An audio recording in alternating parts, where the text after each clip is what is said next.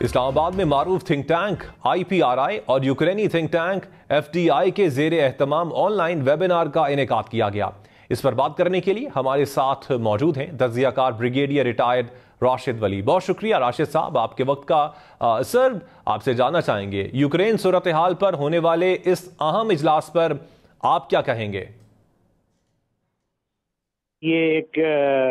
Webinar جو تھا، اس کا بنیادی مقصد یہ تھا کہ ہم یوکرین کا ایک تھنک ٹینک جو کہ انڈیپینڈنٹ تھنک ٹینک ہے، اس کے ساتھ اسلام آباد پالیسی ریسرچ انسٹیٹیوٹ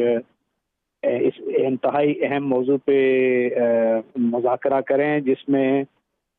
دنیا میں جو یوکرین کی جنگ کے اثرات ہیں، خاص طور پر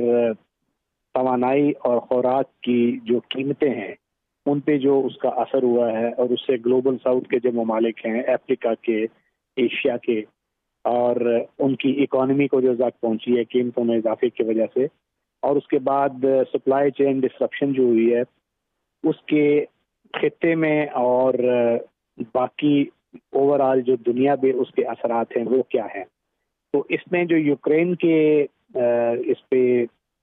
شرکت جنہوں نے کی اسپیکر، ان کا ویو پوائنٹ یہ تھا کہ یہ اس جنگ نے ان کی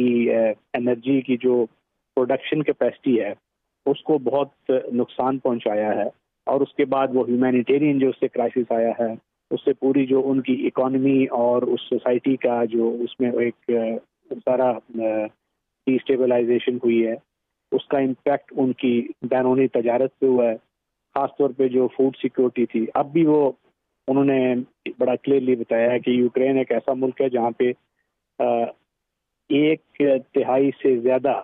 جو ہر خاندان کا حصہ ہوتے ہیں وہ ایگریکلچر سے وابستہ ہیں۔ وہ پورے یورپ کی بریڈ باسکٹ تھا،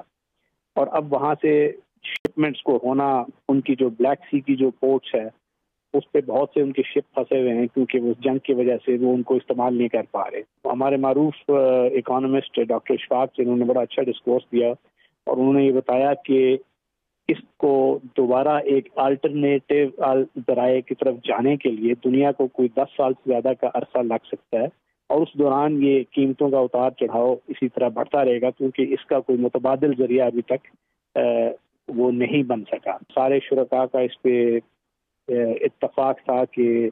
اگر دنیا نے اس جو کانفلکٹ کا کوئی ریزولوشن کا راستہ نہ نکالا تو اس پہ مزید جو دنیا کی اکانومی ہے اس پہ منفی اثرات مرتب ہوں گے۔